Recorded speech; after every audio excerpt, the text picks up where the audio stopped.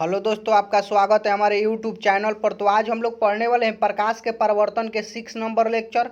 अगर आप पीछे के 5 लेक्चर नहीं देखे हैं तो जाकर जरूर देख लीजिएगा, क्योंकि जो 6 नंबर लेक्चर है पीछे के 5 लेक्चर से रिलेटेड है। अगर आप पीछे के 5 लेक्चर देख लेते हैं तो जो 6 नंबर हम लेक्चर अभी पढ़ाएंगे वह आपको अच्छी तरह से समझ में आएगा। तो इस वीडियो के डिस्क्रिप्शन में इन 5 वीडियो का लिंक हम डाल देंगे, आप जाकर देख लीजिएगा। तो चलिए अब हम लोग देखते हैं कि 6 नंबर लेक्चर में सबसे पहला टॉपिक हम लोगों को क्या पढ़ना है। सबसे पहला देखिए, हम लोगों को टॉपिक पढ़ना है गोलीय दर्पण। इसे इंग्लिश में एस्पेरिकल मिरर बोला जाता है। तो इसका सबसे पहले हम लोग परिभाषा देखेंगे। तो इसका परिभाषा देखिए क्या होता है। गोलीय दर्पण उस दर्पण को कहते हैं जिसकी परावर्तक सतह किसी खोखले गोले का एक भाग होता है।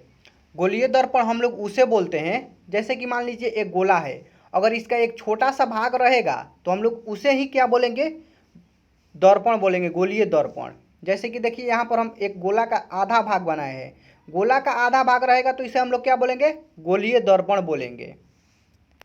तो गोलीय दर्पण की कुछ महत्वपूर्ण बातें हैं, इसे भी हम लोग जान लेते हैं। गोलीय दर्पण का देखिए 2 महत्वपूर्ण बातें हैं। पहला, कांच के इसी टुकड़े की बाहरी सतह को रंजित करने से अवतल दर्पण बनता है। जो हम गोलीय दर्पण बनाए उसका आधा भाग बनाए हैं ना, अगर इसको हम लोग बाहर से रंजित करते हैं तो क्या बनता है, अवतल दर्पण बनता है। रंजित का मतलब कि पेंट करते हैं, कांच का भाग रहेगा, अगर बाहर से हम लोग उसे पेंट करते हैं तो क्या बनेगा, अवतल दर्पण बनेगा। अब देखिए इसकी दूसरी बात भी जान लेते हैं। कांच के इसी टुकड़े की भीतरी सतह को रंजित करने पर अवतल उत्तल दर्पण बनता है। अगर देखिए हम लोग उसी गोलीय दर्पण के अंदर की सतह को रंजित करेंगे या पेंट करेंगे तो क्या बनेगा, उत्तल दर्पण बनेगा। जैसे कि देखिए हम आपको चित्र में अच्छी तरह से समझाते हैं। यहाँ पर देखिए चित्र बनाए हुए हैं, देखिए इसको बाहर से रंगे हुए हैं, गोला का एक भाग को बाहर से रंगे हुए हैं। यहाँ से यहाँ तक आधा काट लेंगे तो ये क्या हो जाएगा, गोलीय दर्पण हो जाएगा। क्योंकि गोलीय दर्पण का आपको परिभाषा हम बताए कि गोलीय दर्पण उसे बोला जाता है, एक गोला का भाग होता है उसे हम लोग क्या बोलते हैं, गोलीय दर्पण। तो यह एक गोला का भाग है तो इसे हम लोग क्या बोलेंगे, गोलीय दर्पण। तो इसे हम लोग अगर बाहर से रंगे हैं तो ये क्या बना, उत्तल दर्पण बना। यहाँ पर देखिए गोले का एक भाग को हम लोग अंदर से रंगे हुए हैं तो इसे हम लोग क्या बोलेंगे, उत्तल दर्पण बोलेंगे।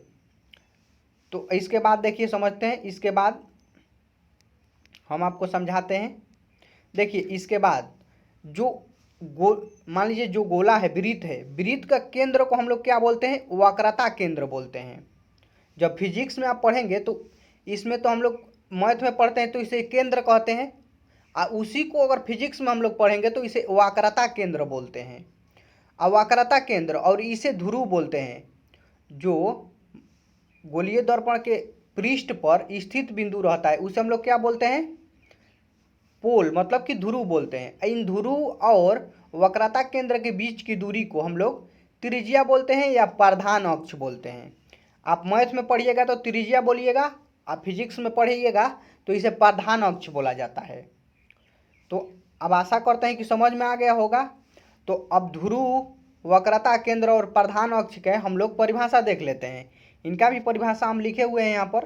देखिए सबसे पहले परिभाषा है ध्रुव का, इसे हिंदी में ध्रुव और इंग्लिश में पोल कहते हैं। तो इसका परिभाषा देखते हैं। इसका परिभाषा होता है, गोलीय दर्पण के मध्य बिंदु को दर्पण का ध्रुव कहते हैं, इसे P से सूचित किया जाता है।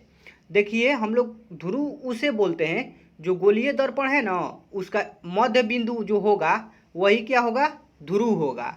जैसे कि हम आपको चित्र में दिखाते हैं। यहाँ पर जो चित्र है इसमें गोले का देखिए यहाँ से यहाँ तक जो भाग है यह गोलीय दर्पण है। तो इसी गोलीय दर्पण का जो मध्य बिंदु होगा, यहाँ पर मध्य बिंदु होगा, क्योंकि जो बीचों बीच बिंदु रहता है उसे हम लोग क्या बोलते हैं, मध्य बिंदु। तो जो बीच वाला बिंदु रहता है इसे ही हम लोग क्या बोलते हैं, ध्रुव बोलते हैं या पोल बोलते हैं। तो यह गोलीय दर्पण का जो मध्य बिंदु होगा उसे हम लोग क्या बोलेंगे, ध्रुव या पोल बोलेंगे। चलिए अब इसके आगे का परिभाषा देखते हैं। इसका आगे का परिभाषा क्या है। तो इसका आगे का परिभाषा देखिए, वक्रता केंद्र है। तो वक्रता केंद्र का परिभाषा देखते हैं। इसका परिभाषा होता है गोलीय दर्पण जिस गोले का भाग होता है उसे गोले के केंद्र को दर्पण का वक्रता केंद्र कहते हैं। देखिए वक्रता केंद्र हम लोग उसे बोलते हैं जो गोलीय दर्पण है ना, गोले का जो भाग है उसका जो केंद्र होता है उसी को हम लोग क्या बोलते हैं, वक्रता केंद्र बोलते हैं। जैसे कि देखिए हम आपको एक चित्र बनाकर दिखाते हैं। यह गोला है, इसका एक यहाँ पर केंद्र होता है बीच में, क्योंकि केंद्र से ही त्रिज्या लेकर एक गोला खींचा जाता है। तो इसी केंद्र को हम लोग क्या बोलते हैं, वक्रता केंद्र बोलते हैं। चलिए अब इसका आगे का परिभाषा देख लेते हैं। इसका अगला परिभाषा है वक्रता त्रिज्या। इसका परिभाषा होता है गोलीय दर्पण जिस गोले का भाग होता है उसकी त्रिज्या को दर्पण की वक्रता त्रिज्या इसे आर से सूचित किया जाता है। देखिए जो गोलीय दर्पण गोला है उसका जो त्रिज्या होता है, त्रिज्या से लेकर हम लोग एक वृत्त खींचते हैं, यह त्रिज्या को ही हम लोग क्या बोलते हैं, वक्रता त्रिज्या बोलते हैं। इसे आर से सूचित किया जाता है। तो अब इसका अगला परिभाषा देखते हैं। इसका अगला परिभाषा होता है प्रधान या मुख्य अक्ष, प्रधान अक्ष या मुख्य अक्ष। तो इसका परिभाषा होता है गोलीय दर्पण के ध्रुव से वक्रता केंद्र को मिलाने वाली सरल रेखा को दर्पण का प्रधान या मुख्य अक्ष कहते हैं। देखिए जो गोलीय गोला है इसकी वक्रता केंद्र मतलब कि सेंटर, इसे सी से सूचित किया जाता है, और पोल मतलब कि इसे ध्रुव बोला जाता है। तो इसको जो मिलाता है इसी को हम लोग क्या बोलते हैं, मुख्य अक्ष या वक्रता प्रधान अक्ष। इसी को हम लोग क्या बोलते हैं, मुख्य अक्ष या प्रधान अक्ष बोलते हैं। तो आशा करते हैं कि ये वीडियो आपको अच्छी तरह से समझ में आया होगा। तो इतना ही कॉन्सेप्ट आज हम लोगों को इस वीडियो में पढ़ना था।